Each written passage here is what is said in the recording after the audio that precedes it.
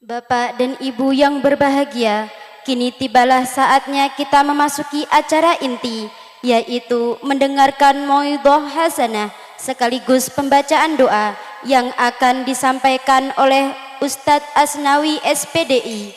Kepada beliau disilahkan.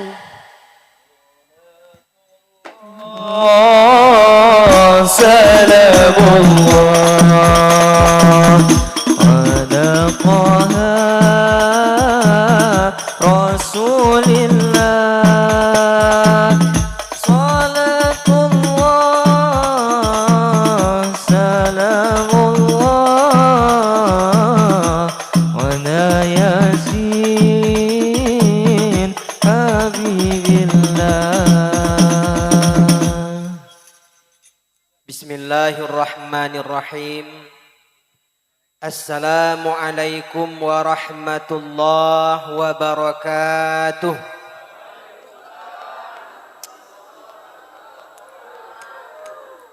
Alhamdulillahi wa kafa wassalatu wassalamu ala sayyidina Muhammadin nabil mustafa wa ala alihi wa ashabihi ahli sidqi wal wafa. Subhanaka la ilma lana illa ma 'allamtana innaka antal alimul hakim. Rabbi shrah li sadri wa yassir li amri wahlul 'uqdatam min lisani yafqahu qawli. Puji syukur kita ucapkan kehadiran Allah Subhanahu wa taala yang mana Allah masih memberikan kepada kita yang hadir nikmat kesehatan, nikmat kehidupan dan nikmat kesempatan. Mudah-mudahan setiap langkah kaki yang kita langkahkan, kemudian ayunan tangan yang kita ayunkan tercatat sebagai nilai ibadah di hadapan Allah Subhanahu wa taala. Amin ya rabbal alamin.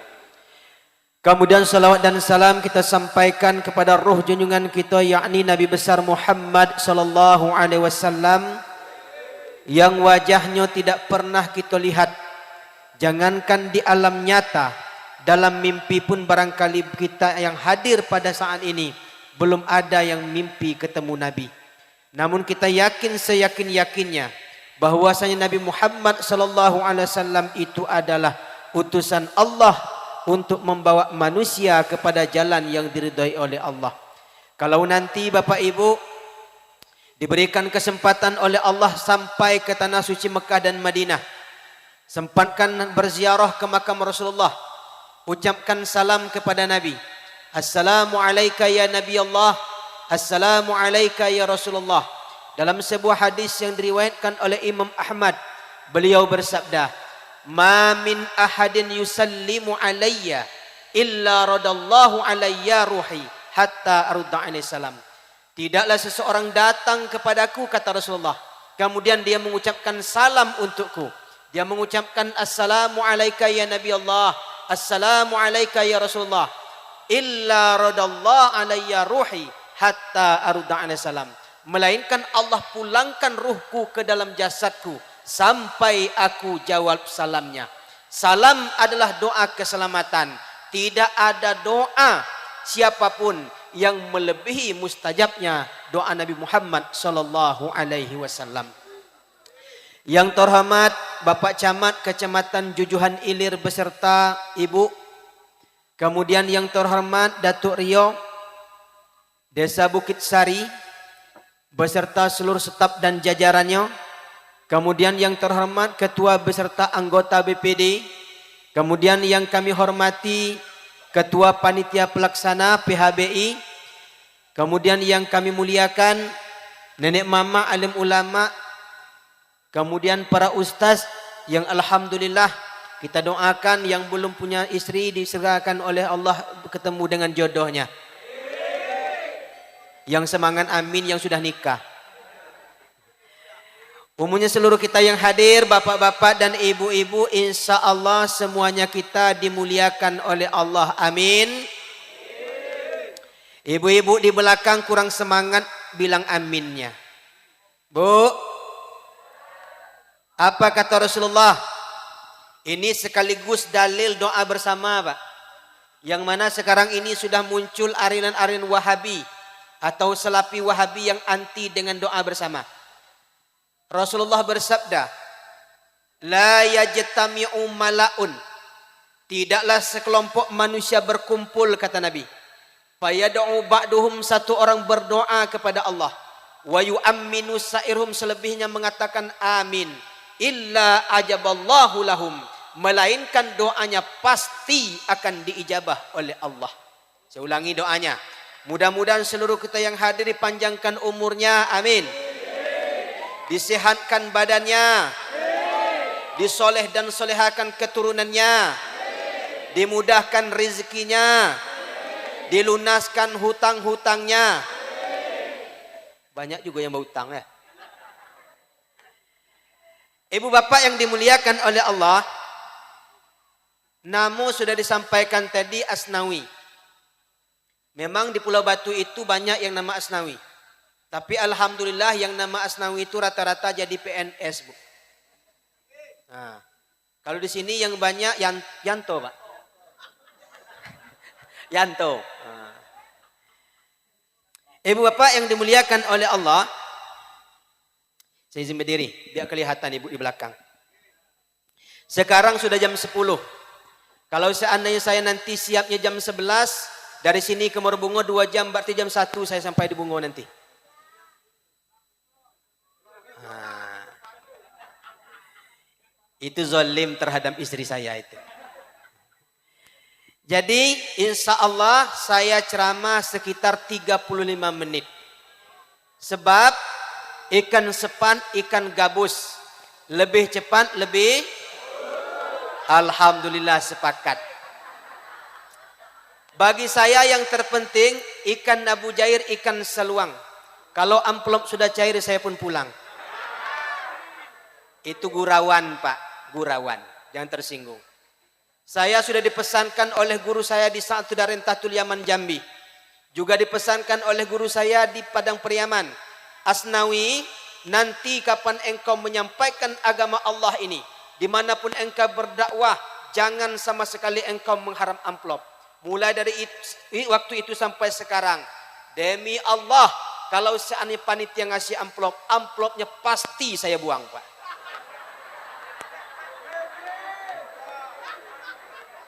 Kalau masalah isi, Bu, itu urusan saya, Bu. Betul, Pak? Cuman Pak silakan uji, insya Allah, Pak. Kalau ada, alhamdulillah. Kalau tidak ada, sungguh sangat kejam lah. Ibu bapak yang dimuliakan oleh Allah, malam ini kita memperingati Isra dan Mi'raj. Dalilnya adalah yang dibacakan oleh Ustadz kita tadi, surah Bani Israel ayat 1. A'udzubillahi minasyaitonir rajim. Subhanallazi asra bi'abdihi lailam minal masjidil haram ilal masjidil aqsa allazi barakna haulahu linuriyahum min ayatina innahu huwas samiul basir. Maha suci Allah yang telah memperjalankan seorang hambanya pada satu malam, mulai dari Masjidil Haram kota Mekah sampai ke Masjidil Aqsa di Palestina, yang kami berkahi pada sekelilingnya karena kami ingin memperlihatkan tanda-tanda kebesaran kami. Sesungguhnya Allah Maha mendengar lagi Maha melihat. Bu, oh Bu, mohon maaf bapak-bapak, saya ceramah di mana-mana, Pak, yang selalu saya ajak ngobrol itu ibu-ibu. Karena ibu-ibu ini kalau tidak diajak ngomong, Pak, dia ngomong sendiri di belakang. Kalau bapak-bapak nak tenang nih sambil ngudut-ngudut rokok. Enggak apa-apa, Pak, yang penting sebatang-sebatang. Jangan sekali sebungkus, Pak. Bu, Isra kalau kita artikan menurut bahasa, pindah dari bahasa Arab ke bahasa Indonesia, arti Isra itu adalah perjalanan malam atau jalan-jalan di waktu malam. Jadi kalau ada suami ibu yang suka jalan malam, jangan marah, Bu. Suami ibu itu pergi Isra tuh. Tapi Isra-nya menurut bahasa. Sedangkan menurut istilah, 3 alam tembus oleh Nabi. 3 kendaraan Nabi, 3 perjalanan yang dilewati oleh Nabi. Dari Masjidil Haram ke Masjidil Aqsa. Perjalanan itu namanya perjalanan Isra. Kendaraan Nabi adalah seekor burak. Alam itu dinamakan dengan alam indrawi. Insya Allah, jika orang Bukit Sari ini badan sehat, kemudian duitnya banyak, umroh plus Aqsa, insya Allah bisa sampai ke Masjidil Aqsa. Kemudian dari Masjidil Aqsa, terus Nabi naik sampai ke langit yang ke-7. Bahkan melewati sampai ke Sidratul Muntaha. Perjalanan itu namanya perjalanan Mi'raj.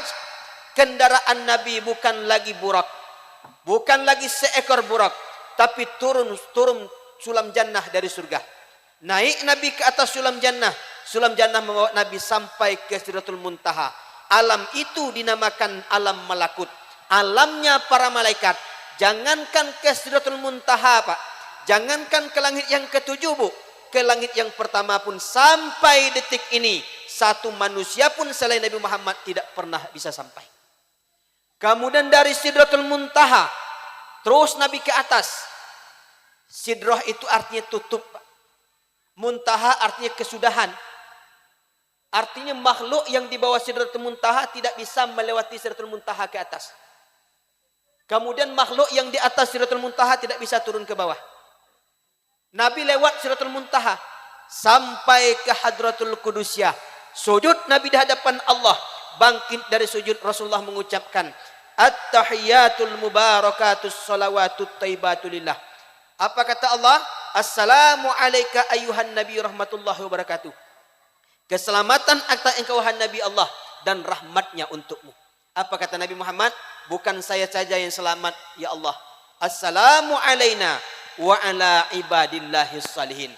Kita mendapatkan keselamatan dan hamba-hamba Allah yang taat dan soleh kepada Allah Subhanahu wa taala. Insya Allah seluruh kita yang hadir, insya Allah nanti bertemu dengan Nabi sekaligus mendapat syafaat daripada beliau. Amin. Amin ya rabbal alamin. Kenapa saya yakin, Pak? Karena kata Rasulullah, aulan nasa biyaumal qiyamah aktsaruhum alayya salatan. Orang yang paling berhak nanti mendapat syafaat daripadaku pada hari kiamat adalah orang yang paling banyak berselawat kepada aku. Alhamdulillah dari tadi kita berselawat sampai kita berdiri, Pak. Kenapa ustadznya tadi nangis? Barangkali beliau membayangkan wajah Rasulullah dan membayangkan Nabi itu datang. Maka dia, itu yang pertama, dia nangis sedih. Yang kedua, jangan-jangan rindu dengan calon istrinya yang di Jawa. Itu 2 kemungkinan, Pak. Bu, jadi perjalanan dari Sidratul Muntaha sampai ke Hadratul Qudusyah, perjalanan itu namanya perjalanan munajat.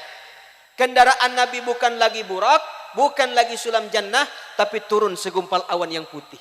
Naik Nabi ke atas awan yang putih, awan yang putih membawa Nabi sampai ke Hadratul Qudusyah. Alam itu dinamakan dengan alam Jabarut, alam ketuhanan. Jangankan kita manusia, Pak, Jibril, malaikat yang suci, tidak mendapat izin melewati Sidratul Muntaha. Bu, alhamdulillah, Isra dan Mi'raj sudah tamat. Sudah selesai.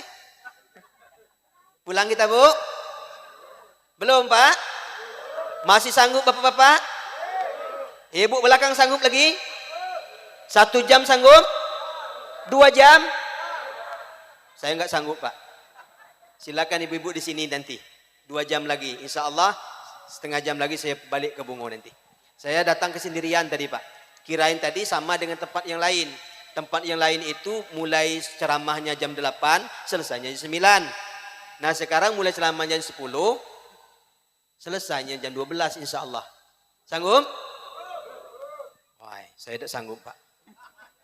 Ibu bapak yang dimuliakan oleh Allah, kita bahas satu-satu. Bahas perjalanan Isra dulu. Jadi Nabi diberangkatkan ada 2 riwayat. Yang pertama riwayat dalam kitab Dardir itu, Nabi dijemput di rumah Umi Ani atau Siti Atiqah. Pendapat yang kedua, Nabi Muhammad sedang tidur baring-baring di Hijr Ismail. Jadi kalau bapak-bapak yang sudah berangkat ke Mekah, di Ka'bah itu ada bangunan yang melingkar itu Hijr Ismail. Siapa yang sholat dalam Hijr Ismail itu, maka sama saja pahalanya seperti sholat dalam Ka'bah. Saya doakan mudah-mudahan seluruhnya bisa sampai ke tanah suci.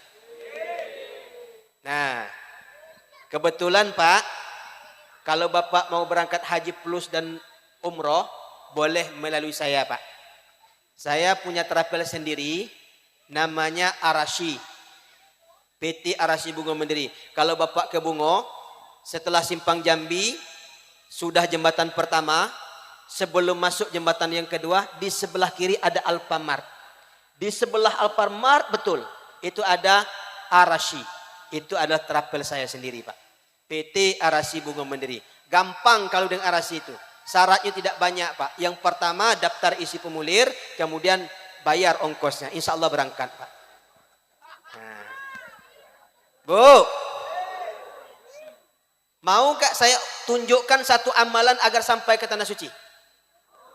Yang pertama, amalkan setiap selesai sholat subuh sampai 3 bulan. Apa yang pertama? Baca surat Al-Fatihah. Surat Al-Fatihah. Yang kedua, baca surat ayat kursi. Yang ketiga, baca surat Al-Ikhlas. Yang keempat, baca surat Al-Falaq. Yang kelima, baca surat An-Nas. Selama 3 bulan. Kalau masuk bulan keempat belum juga berangkat, baca surat tanah. Mana tanah yang tidak produktif?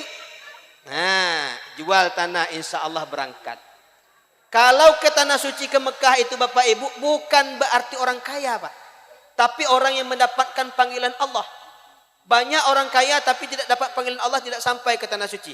Ada orang yang hidupnya sederhana, pas-pasan, tapi dapat panggilan Allah sampai ke tanah suci. Di Sepunggur, Babeko, ada ibu-ibu janda, kerjanya itu petani kacang tanah. Beliau pas panen dijual kacang itu Pak, kacang tanah itu, langsung berangkat umroh. Cuman bukan hanya kacangnya, dengan tanah-tanahnya juga dijual. Baru berangkat. Nah. Jadi dari dekat Ka'bah itulah Nabi berangkat. Sudah ada Ka'bah. Nah, ini saya akan ceritakan sejarah Ka'bah itu. Ka'bah adalah bangunan yang pertama kali tegak kokoh di atas bumi ini. Dalilnya Al-Quran. Inna awwala bayti wudi'a linnas lallazi bi Bakkata mubarakah wa hudalil alamin. Sesungguhnya bangunan yang pertama kali berdiri kokoh di muka bumi ini untuk manusia adalah bait. Bait itu Ka'bah yang ada di Mekah. Nabi Adam belum diciptakan oleh Allah. Ka'bah sudah ada. Tapi Ka'bah yang zaman dulu itu bukan Ka'bah yang sekarang Pak. Mana Ka'bah yang zaman dahulu itu sebelum Nabi Adam? Pas Nabi generasi ketiga. Adam, Idris, Nuh. Di masa Nabi Nuh alaihissalam terjadi banjir. Tidak satu pun daratan. Ada ulama mengatakan 6 hari banjir itu. Ada yang mengatakan 60 hari. Nah di saat itulah pendapat ulama yang pertama. Ka'bah itu diangkat ke langit yang ketujuh. Tepatnya di Baitul Ma'mur. Tetapi pondasinya masih ada. Makanya dijelaskan oleh para ulama, seandainya kita dapat naik ke langit yang ketujuh, tegak kita di Baitul Ma'mur, jatuhkan batu ke bawah. Batu itu pas jatuhnya setentangan Ka'bah. Makanya dalam kitab tafsir Jalalain disebutkan burung tidak bisa melewati di atas Ka'bah itu. Kenapa? Ada kekuatan antara Ka'bah yang sekarang itu dengan Baitul Ma'mur yang ada di langit yang ketujuh. Diangkat ke atas Pak, tapi pondasinya masih ada. Lalu siapa yang membangun Ka'bah sekarang ini? Nabi Ibrahim dan Nabi Ismail. Dalilnya juga Al-Quran. Wa idh yarfa'u Ibrahimul qawa'ida minal bait wa Ismail. Ingat kata Allah ketika Nabi Ibrahim dan Ismail meninggikan bangunan Ka'bah, tetapi tetap di atas pondasi Ka'bah yang dulu. Nah, itu Ka'bah yang sekarang. Solat di depan Ka'bah itu Pak, itu sama dengan solat 100.000 kali di sini. Makanya kalau sudah panen raya Pak, banyak rezeki, niatkan dalam hati, ya Allah besok akan berangkat ke tanah suci. Insya Allah mudah-mudahan, amin. Amin ya rabbal alamin. Dari situ berangkat. Dalam perjalanan yang begitu jauh, Pak, Nabi Muhammad berhenti 5 kali. Kemudian diperlihatkan oleh Allah gambaran atau alam tamsil 17. Berhenti pertama Nabi di Taibah. Berhenti yang kedua Nabi di Madian. Berhenti yang ketiga Nabi di Bukit Tursina. Berhenti yang keempat di Baitul Lahmi. Berhenti yang kelima di Masjidil Aqsa. 5 kali berhenti melambangkan solat 5 waktu sehari semalam. 17 pemandangan alam tamsil menggambarkan 17 rakaat sehari semalam. 4 zuhur, 4 asar, 3 maghrib, 4 isya, 2 subuh, pas 17 rakaat. Artinya apa Bapak Ibu sekalian? Di 5 waktu ini berhentilah dulu. Sedang ke sawah, berhenti ke sawah dulu. Istirahat, laksanakan solat. Sedang panen sawit, berhenti panen dulu di waktu ini. Tinggalkan untuk sementara, laksanakan solat. Kenapa? Solat ini pokok. Nabi saja ketika berhenti di tempat pertama, kata malaikat Jibril, "Ya Muhammad, inzil fasallihuna." Wahai Muhammad, turun, solat di sini. Nabi Muhammad solat. Setelah selesai solat, Nabi naik ke atas burak. Kemudian malaikat Jibril bertanya, "Atadri aina shalaita ya Muhammad?" Tahukah engkau di mana engkau solat? Lah, aku tidak tahu. Shalaita bi Taibah. Engkau solat di Taibah, yaitu Madinatul Munawwarah. Kesinilah engkau akan hijrah nanti. Dan disinilah kata malaikat Jibril, engkau akan dikuburkan. Baru 1 kali melangkah Rasulullah, Nabi diingatkan dengan kematian. Semua kita ini bakal mati Bapak Ibu. Berapa panjang umur umat Nabi Muhammad itu? Dalam sebuah hadis kata Rasulullah, "A'maru ummati baina sittina ila sab'in wa aqalluhum zadu zalik." Umur umat aku itu kebanyakan kata Nabi antara 60 sampai 70 tahun. Memang ada sih yang lewat 70 tahun, wa aqalluhum zadu zalik kata Nabi, dan sedikit jumlah umat aku yang melewati usia 70 tahun. Sedikit, Pak. Kalau ngikut umur Nabi 63 tahun. Penceramah sekarang nih yang ngomong nih, umurnya sudah 40 tahun. Kalau ikut umur Nabi, insya Allah masih ada sisa 23 tahun. Lumayan, masih lama Pak. Yang saya khawatirkan, yang malam ini yang hadir, umurnya sudah 62 tahun, 11 bulan, 29 hari. Tinggal 1 hari. Enggak usah takut, Pak. Laisal mautu akhirul hayati fa innama huwa hayatun jadidah. Itu bukan hadis. Kematian itu bukan akhir kehidupan, tapi hanya kehidupan baru. Mati itu cuma proses perpisahan ruh dengan tubuh. Setelah itu kita akan hidup di alam berikutnya. Namanya alam barzah. Lalu Imam Al-Qurtubi ditanya oleh muridnya, "Wahai Imam, adakah tanda-tanda orang itu akan meninggal?" Maka disebutkan oleh Imam Al-Qurtubi dalam kitabnya At-Tazkirah, ada. Apa tandanya wa Imam? Yang pertama tanda atau ciri-ciri orang itu akan meninggal, saya sampaikan tapi Bapak jangan tersinggung. Yang pertama kata Imam Al-Qurtubi, rambut sudah mulai memutih. Jangan tersinggung. Yang pertama. Malah banyak putih ini Pak. Saya sudah mulai putih juga Pak. Ini sudah mulai putih nih. Jenggot ini sebagian sudah mulai putih nih. Saya jenggot sepanjang inilah Pak. Agak panjang dipendekkan. Jenggot itu Pak jangan alergi dengan jenggot. Jenggot sunnah Nabi. Sunnah Nabi berjenggot Pak 1 genggaman. Lihat Habib-Habib di Jawa itu. Jenggotnya itu cuma 1 genggaman Pak. Setiap lewat potong. Potong. Maka rapi. Pas giliran orang Indonesia ingin ikut sunnah Nabi, jenggot sampai dada Pak. Kerja motong karet. Pas bangkit getah Pak, jatuh, tumpah getah tuh ke jenggot. Baserak-serak jenggot tadi. Nah, jangan alergi, cuma 1 genggaman. Rasulullah. Sunnah Pak. Kata sebagian ulama, bidadari bergelantungan di jenggot itu. Kalau di sini nggak berapa yang berjenggot. Ustaz ada jenggotnya Ustaz? Ada sedikit insya Allah. Nah itu pertama, ciri pertama. Yang kedua, tanda-tanda atau ciri-ciri orang akan wafat, otot di tubuh sudah mulai kendor. Otot pipi kita lihat Pak di cermin. Sudah mulai kendor. Kening sudah mulai kerut. Itu tanda yang kedua. Kemudian tanda yang ketiga, persendian sudah mulai sakit. Terutama lutut. Kalau diperhatikan dengan secara seksama, kalau dari gaya duduknya sudah banyak yang kena lututnya nih. Nah, itu tanda yang ketiga. Maksudnya Pak, kalau tanda ini sudah ada ketiga-tiganya, bukan berarti orang ini akan meninggal besok. Bukan. Belum tentu lama Pak. Cuman, kalau tanda ini sudah ada, jika dia pada hari ini umurnya 40 tahun, cek. Lanjut. Harus sepakat dulu. Jangan sampai saya ngomong depan, ibu belakang itu tidur semua.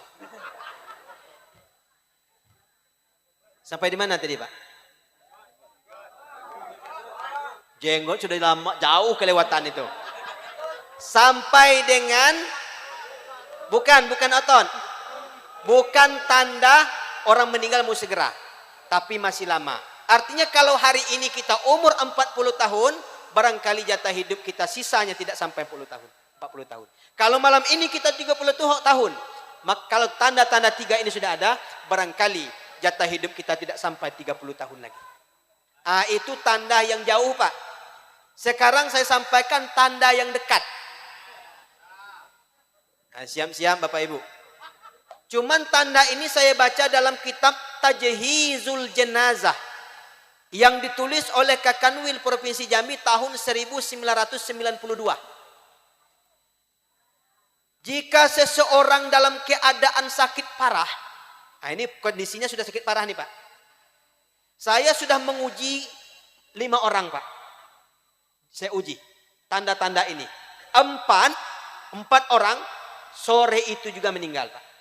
1 orang 5 hari setelah itu. Kalau tanda-tanda ini sudah kelihatan. Tapi bukan orang sesehat kayak gini enggak.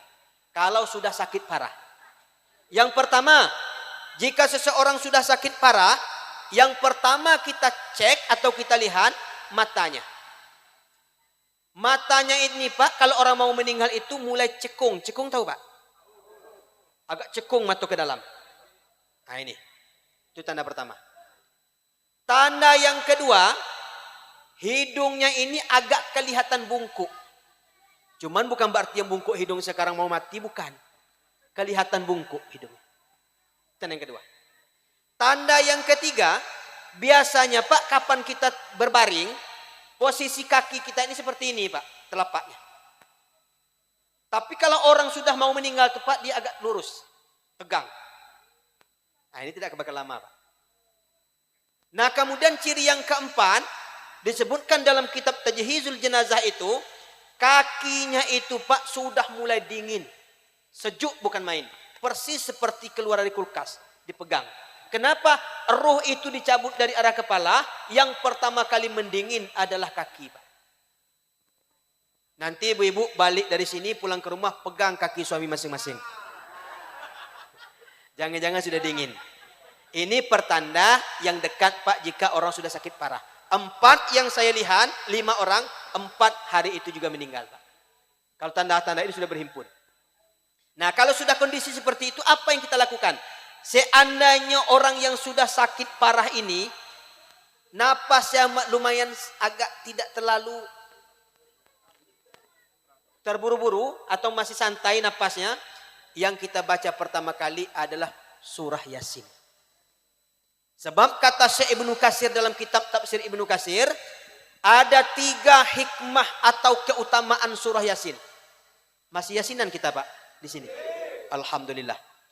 3. Yang pertama, Yasin apabila dibacakan terhadap orang yang sakaratul maut, maka Allah akan mudahkan proses sakaratul mautnya.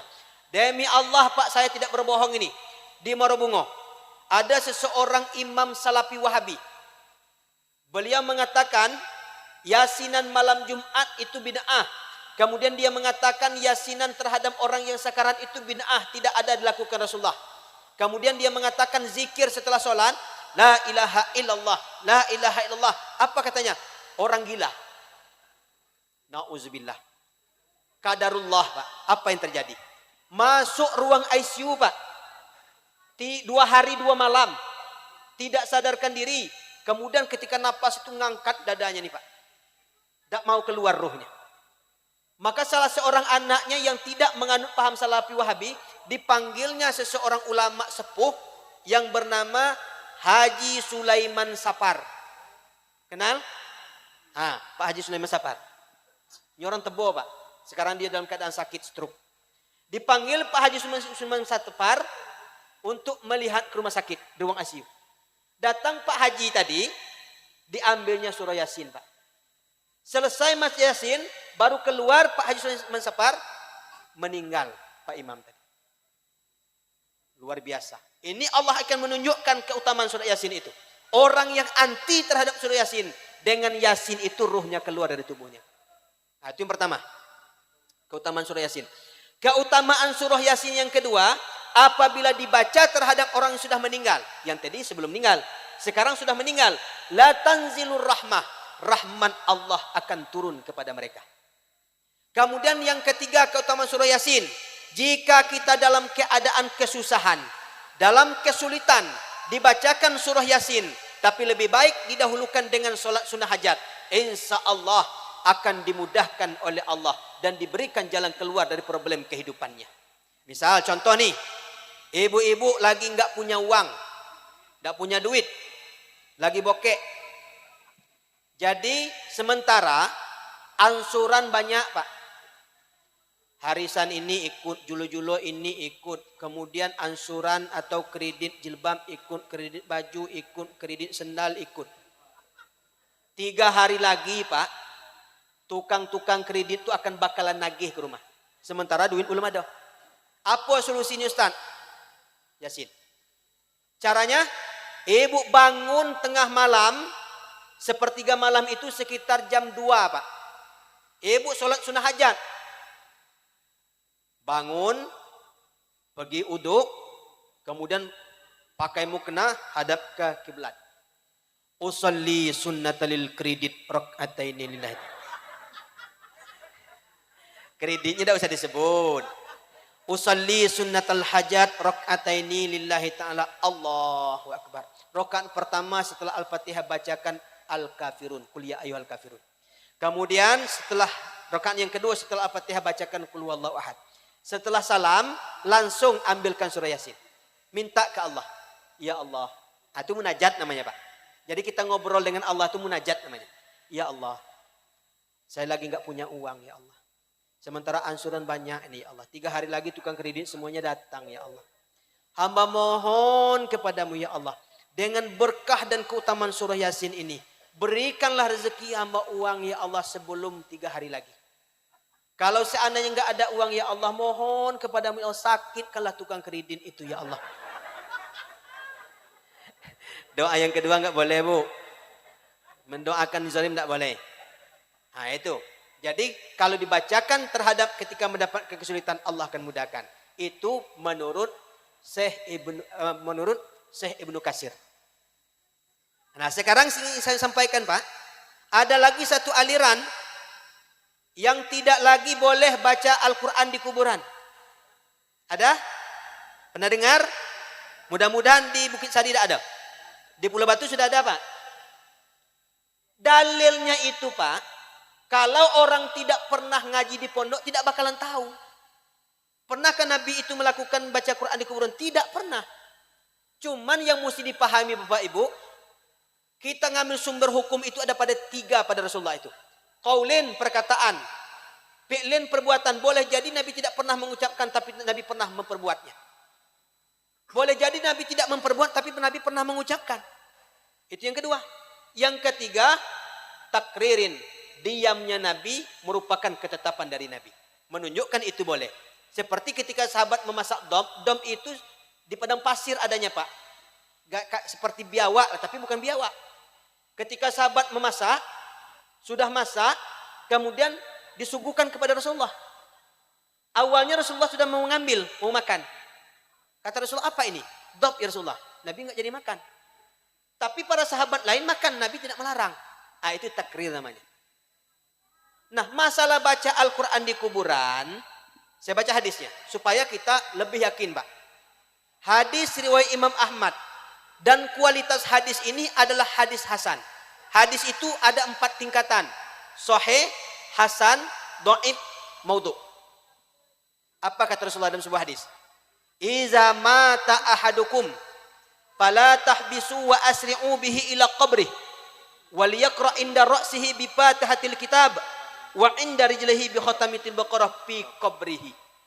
Kalau salah seorang kamu meninggal, kata Rasulullah, jangan ditunda-tunda penguburan, cepat kuburkan. Wal yaqra inda ra'sihi bi fatihatil kitab, baca sebelah kepalanya Al-Fatihah. Wa inda rijlihi, sebelah kakinya, bi khatamitil baqarah, akhir surah Al-Baqarah. Lillahi ma fis samawati wa ma fil ardi wa in tubdu ma fi anfusikum, sampai akhir yang kita baca waktu tahlil. Fi qabrihi, kata Nabi, di kuburannya. Artinya apa? Nabi memerintahkan baca Al-Fatihah di kuburan. Oh, dia akan bantah, Pak. Nabi kan cuma perintahkan Al-Fatihah. Kenapa Yasin dibaca?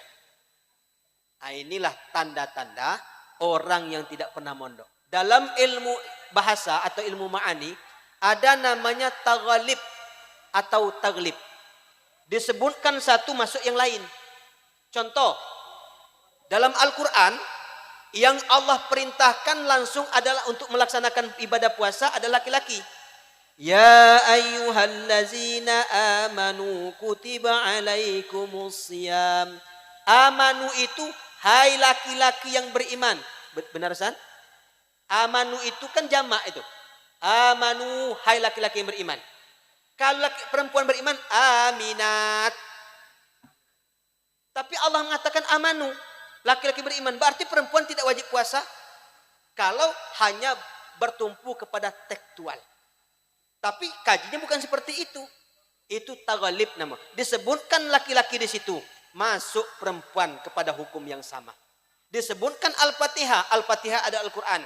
Disebutkan Yasin, Yasin adalah Al-Quran. Maka masuklah Yasin kategori Al-Fatihah. Nah, maka dibolehkan baca Yasin di kuburan. Nah, ini dalilnya, Pak. Makanya kalau tidak mondok, susah debat dengan mereka, Pak. Tapi kalau kita pernah mondok, insya Allah tidak bakalan kalah debat dengan orang Salafi Wahabi itu. Kenapa? Mereka selalu memakaikan tekstual saja. Saya dulu, Pak, kalau di Morobungo itu, masjid di simpang PU itu pasar atas, sebelah kanan kelihatan wubah masjid itu. Itu masjid mereka. Di belakang sana itu ada lagi satu masjid, Masjid Al-Kausar. Saya waktu itu jadi imam di Masjid Al-Kausar. Maka saya sering duduk dan sering berdialog dengan ustaz-ustaz Salafi Wahabi itu.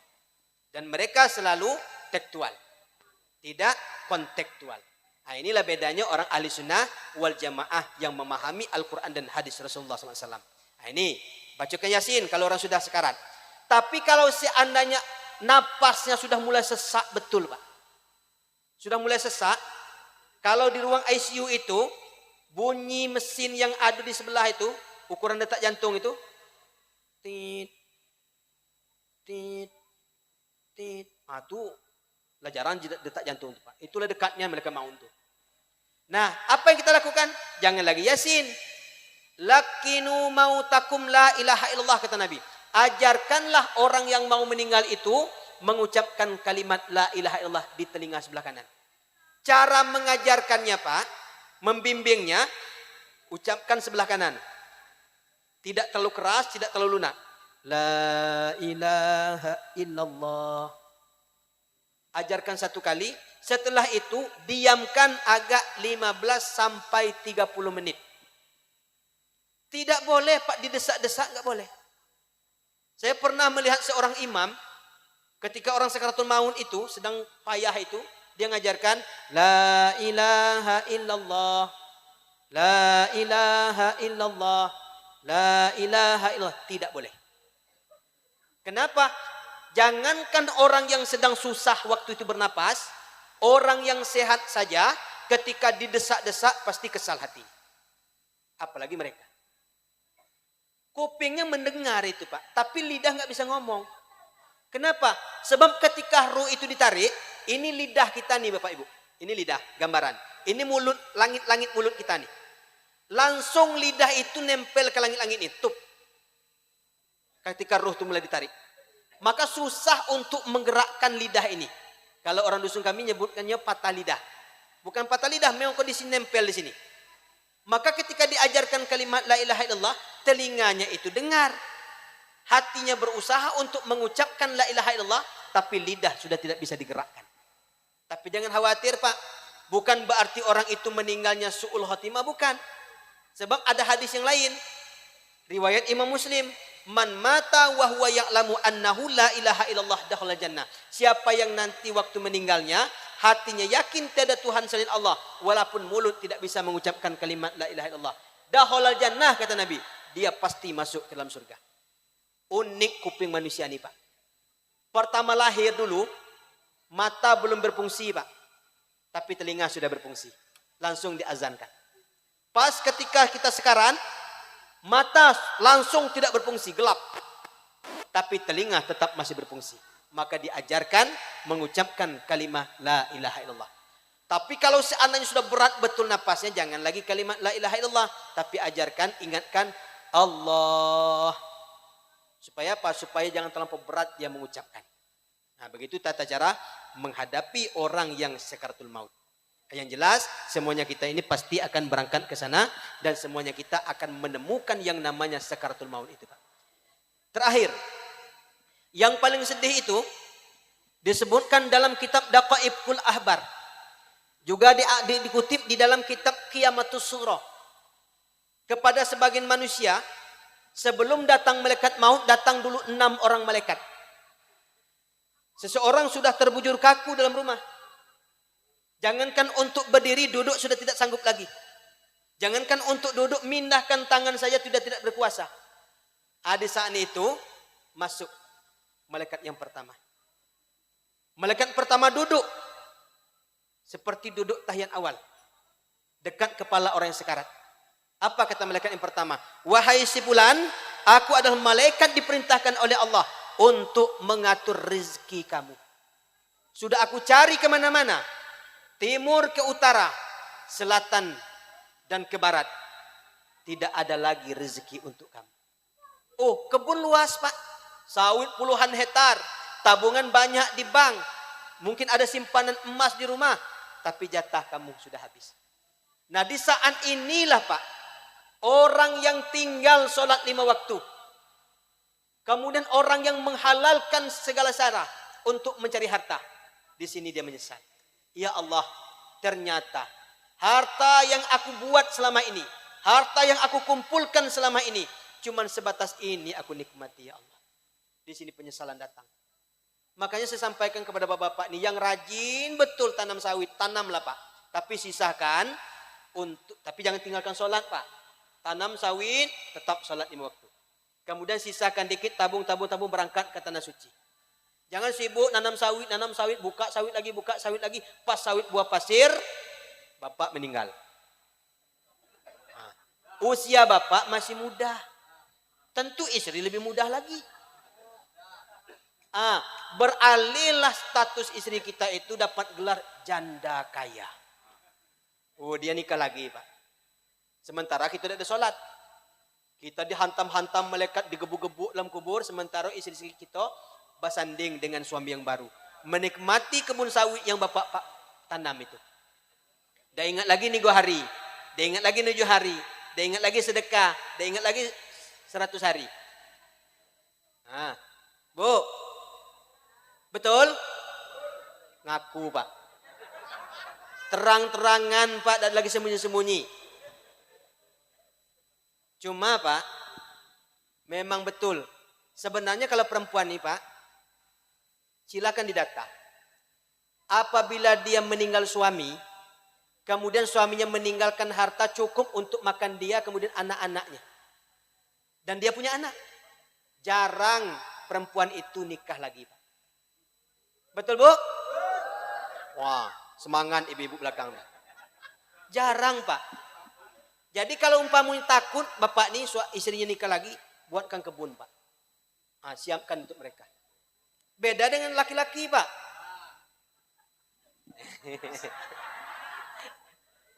Laki-laki ini kadang-kadang belum sempat 40 hari meninggal istrinya. Dia sudah kepikiran mau nikah lagi itu. Betul Bu? Wah, semangat ibu tuh. Ya tuh San. Jadi salah tidak salah Bu. Sebenarnya gini, laki-laki ini tidak bisa ngurus diri sendiri Bu. Waktu masih belum nikah diurus oleh emaknya. Sudah nikah diurus oleh istrinya. Tidak bisa kita ungkiri Pak. Coba Bu, ibu kalau ada anaknya yang di Jawa sekolah, ibu tinggalkan suami agak 1 bulan ke Jawa, kira-kira rumah itu seperti apa lah kira-kira? Dengar tuh berantakan katanya. Tidak bisa Bu. Itulah alasannya, bukan karena hawa nafsu, bukan karena syahwat, tetapi supaya ada orang yang mengurus. Betul Pak? Itu Bu. Jadi ada bapak-bapak meninggal istrinya. Selama 40 hari itu setiap pagi bawa surah Yasin 1, teko 1 Pak, berisi air. Kenapa sudah baca Yasin itu kan sunnah disiram kuburan. Tiap pagi selama 40 hari Pak. Kemudian ngomong teman di sebelah, Bang, ya betul-betul sayang abang dengan istri. Kenapa? Setiap pagi ke kuburan bawa Yasin nyiram kuburan. Bukan itu Bang. Istri saya dulu berpesan, sebelum tumbuh di rumput di kuburan saya jangan nikah lagi. Jadi supaya rumput cepat sumur disiram tiap pagi. Jadi ke kuburan ternyata Pak, air itu untuk nyiram kuburan supaya apa? Supaya rumput tumbuh. Biar cepat nikah lagi. Berapa Pak? Perempuan ini hebat Pak. Makanya kalau keuangan mau stabil, setelah panen sawit serahkan duit itu semua kepada istri. Setuju Bu? Ambil untuk bapak, untuk beli rokok dan beli minyak motor. Cukuplah tuh Pak, simpan biar istri. Perempuan ini luar biasa Pak. Kadang-kadang 1 minggu kita kasih uang 100.000. Waktu itu harga cabai cuma 40.000. Kemudian ketika cabai itu sekalipun harganya 120.000, uang 500.000 kita kasih tetap cukup Pak. Itu luar biasa. Kadang-kadang kita tidak pernah kasih sama istri itu, nih untuk beli piring, nih untuk beli sendok, ini untuk beli gelas. Enggak pernah Pak. Tetapi kenapa? Sendok semakin banyak di rumah. Piring semakin banyak. Karena istri tadi Pak, duit belanja yang bapak kasih itu disisakan sedikit-sedikit. Dikumpulkan.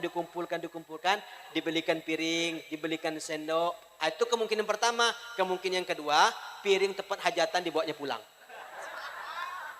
Tapi enggak, ibu-ibu ini soleha semua nih. Makanya Pak, kalau ngantar istri ke pasar, jangan ditunggu Pak. Lama Pak. Dia tanya tak cabai di sini. Berapa cabai? 45. Mahal. Pindah sini. 46, 47 sampai ke ujung lebih mahal lagi. Dia kembali ke sini Pak. Beli sini. Supaya apa? Supaya uang yang bapak berikan itu bersisa. Itulah untuk beli piring. Cuma itu perempuan dulu Pak. Sebelum kenal COD. Betul Pak? Itunya semangat tuh. Sejak kenal COD, jangankan mau sisa, uang yang ada pun habis. Yang kacau tuh Pak, paket itu datang kadang-kadang antara zuhur sama asar. Waktu itu ibu kita nih sering yasinan, pengajian-pengajian. Yang tinggal di rumah bapak. Tak, assalamualaikum. Waalaikumsalam. Ada apa Pak? Ini paket. Paket siapa? Disebut, istri saya ini. Sudah bayar? Belum. Berapa? 250. Kasih uang 250. Paket-paket ibu, pakaian-pakaian ibu yang bayar suami ibu. Uang yang bapak bayar itu 250 itu Pulang istri dari hajatan.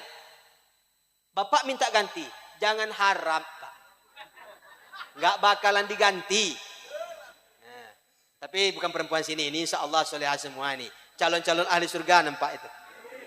Amin ya rabbal amin. Nah itu. Sampai di mana tadi cerita? Kok sampai ke situ? Oke, COD. Ya yang ingat yang aneh-aneh COD itu yang ingat. Yang pertama, kemudian berangkat malaikat yang pertama, datang malaikat yang kedua. Apa kata malaikat yang kedua? Wahai si fulan, aku adalah malaikat diperintahkan oleh Allah untuk mengatur air minuman kamu. Sudah aku cari kemana-mana, air jatah minuman kamu sudah habis. Yang ada cuma untuk memandikan kamu. Makanya Pak, kadang-kadang kita masuk ke ruang ICU atau orang keluarga kita sakit parah di rumah kita, mulutnya terbuka, kita ambil sendok, masukkan air, kita tuang ke mulutnya, air itu meleleh di bibirnya, tidak ditelan. Kenapa? Jatah air untuk dia sudah habis. Betul Pak? Silakan minum Pak, entah habis jatah sudah nih. Saya bukan nak minum, enggak, Pak. Saya paling jarang sedang ceramah minum, Pak. Paling nanti sudah ceramah.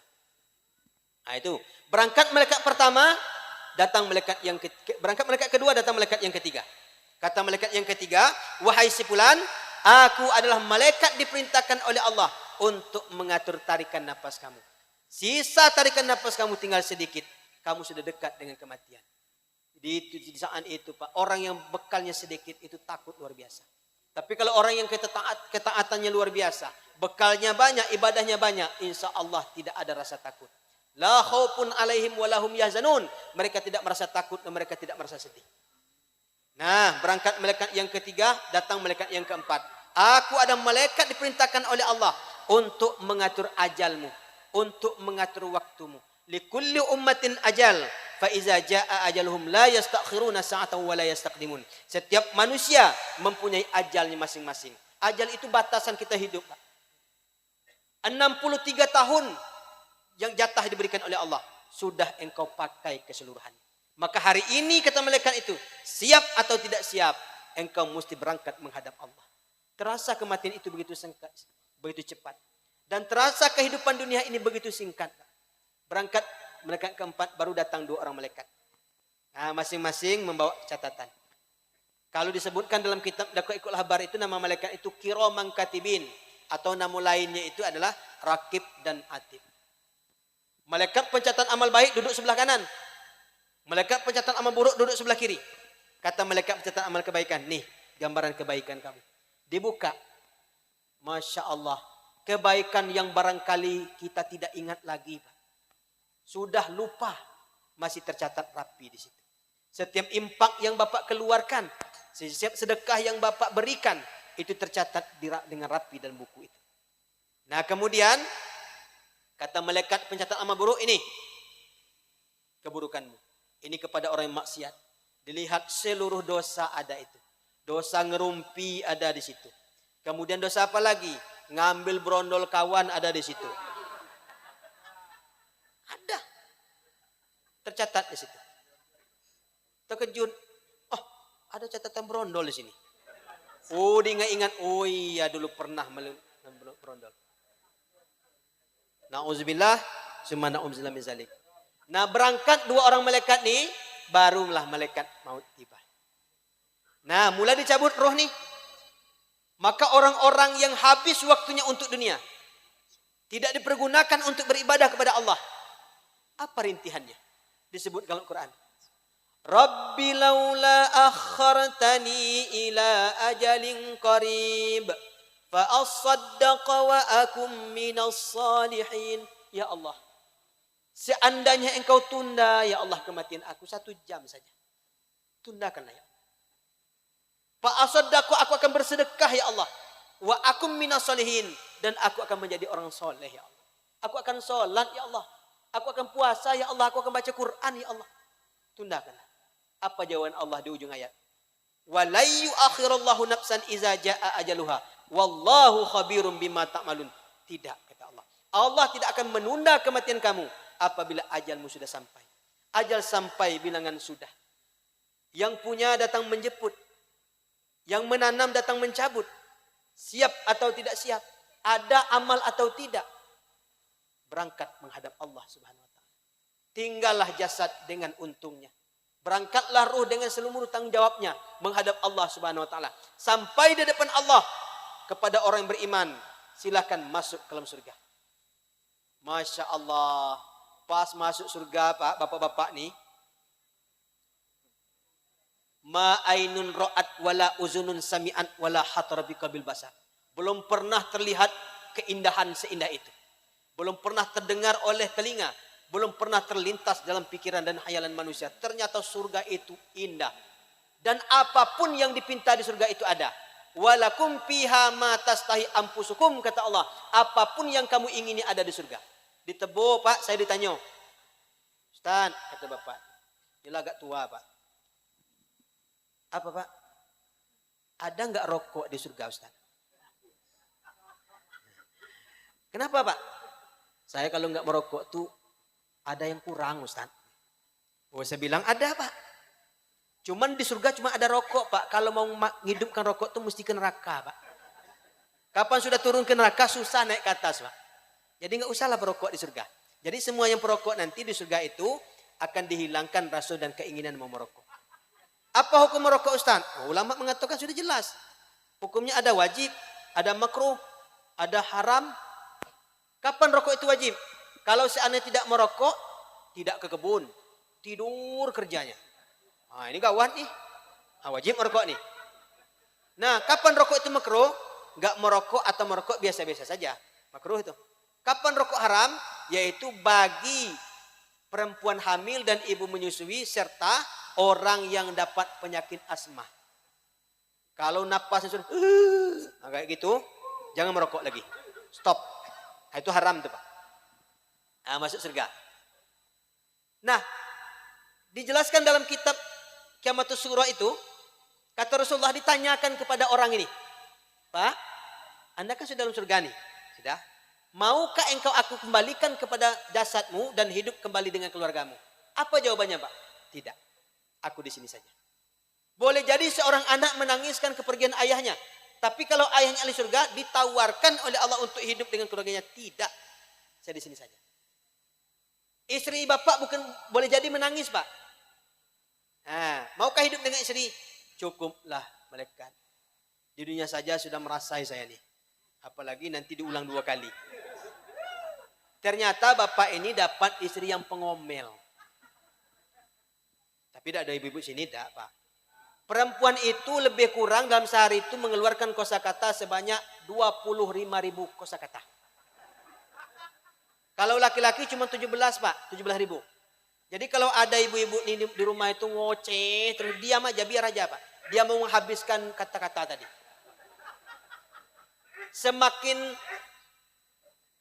Semakin pengomel ibu-ibu, semakin pintar anaknya. Nah, makanya kalau ibunya suka ngomel, anaknya pintar. Kalau istrinya suka ngomel, suaminya kurus-kurus. Nah, kena ngomel tadi. Allah siapkan Pak bidadari di surga. Allah sudah janjikan bagi seorang laki-laki itu nanti kata Rasulullah 70 bidadari. Ibu-ibu bertanya, Ustaz, laki-laki dapat bidadari kami nanti masuk dalam surga, siapa suami yang kami? Saya bilang, Bu, kalau ibu masuk surga, suami ibu juga masuk surga, maka suami ibu di surga nanti ada suami ibu yang dahulu di dunia itu. Oh gitu Ustaz. Iya. Kalau seandainya ibu masuk surga, suami ibu tidak masuk surga, maka Allah ganti dengan suami yang baru di surga. Ibu mau suami baru atau suami yang lama? Pak, biasanya Pak, kalau saya ceramah, kalau nggak ada bapak-bapaknya, ibu jawab suami yang baru. Tapi karena ada bapak-bapak, nggak sanggup dia jawab. Makanya kita mesti masuk surga Pak. Insya Allah masuk surga, amin. Amin ya rabbal alamin. Nah, kesana ruh itu. Ruh orang munafik, orang fasik kemana? Dibawa ke hadapan Allah juga. Tapi sampai di hadapan Allah masukkan ke sijin. Sijin itu adalah neraka alam barzah. Inilah ruh yang diminta minta kembali ke dunia balik. Rabbirji'un, ya Allah kembalikan aku ke dunia. Tapi tidak bisa lagi. Makanya Bapak, melalui peringatan Isra Mi'raj ini, Allah Subhanahu wa taala datangkan kepada kita berbagai macam ustaz. Untuk apa? Menyirami rohani kita. Maka mesti ada dalam hati kita ini kesadaran bahwasanya dunia ini bukan tujuan kita. Kun fid dunia, kata Rasulullah, kun fid dunia ka'annaka gharib au masiyus sabil. Hiduplah engkau dunia ini seperti orang yang asing atau perantau. Kita akan pulang kepada Allah Subhanahu wa taala. Orang yang ada bekalnya ketika pulang hatinya senang. Orang yang tidak ada bekalnya maka susahlah hatinya ketika senang. Insya Allah dengan peringatan Maulid Isra Mi'raj ini, kemudian dengan bukti cinta kepada Rasulullah, insya Allah semuanya kita selamat dunia dan akhirat. Amin ya rabbal alamin. Ala hazihi niyah wa kulli niyatin salihah. Al-Fatihah. أعوذ بالله من الشيطان الرجيم بسم الله الرحمن الرحيم الحمد لله رب العالمين الرحمن الرحيم مالك يوم الدين إياك نعبد وإياك نستعين اهدنا الصراط المستقيم صراط الذين أنعمت عليهم غير المغضوب عليهم ولا الضالين آمين أعوذ بالله من الشيطان الرجيم بسم الله الرحمن الرحيم الحمد لله رب العالمين حمد الشاكرين حمدا يوافي نعمه ويكافئ مزيده اللهم صل على سيدنا محمد وعلى آل سيدنا محمد اللهم إنا نسألك بأننا نشهد أنك أنت الله لا إله إلا أنت الأحد الصمد الذي لم يلد ولم يولد ولم يكن له كفوا أحد اللهم اجعل جمعنا هذا يا الله جمعا مرحوما وتفرقنا من بعده تفرقا معصوما اللهم أعنا على ذكرك وشكرك وحسن عبادتك اللهم إنك تعلم ذنوبنا فاغفرها وتعلم عيوبنا فاسترها وتعلم حاجاتنا فاقضها كفى بك وليا كفى بك ناصرا يا رب العالمين ربنا لا تزغ قلوبنا بعد إذ هديتنا وهب لنا من لدنك رحمة إنك أنت الوهاب ربنا آتنا في الدنيا حسنة وفي الآخرة حسنة وقنا عذاب النار والحمد لله رب العالمين والسلام عليكم ورحمة الله وبركاته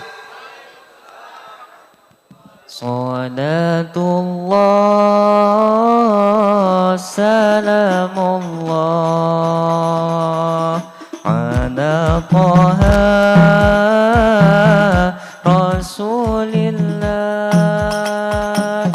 Salatullah salamullah ala yasin habibillah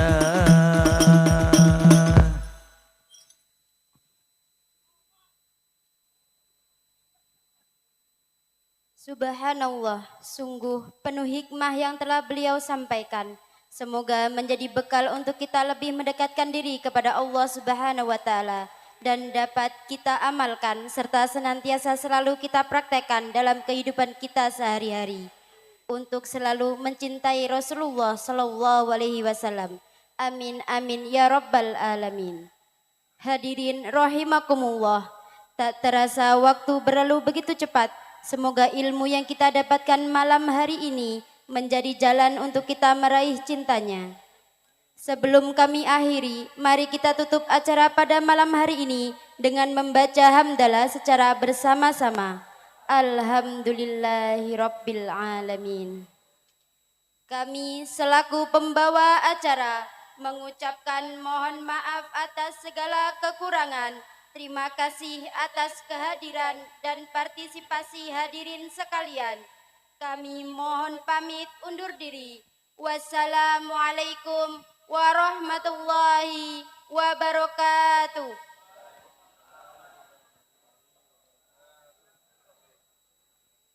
Allahumma salli ala Muhammad.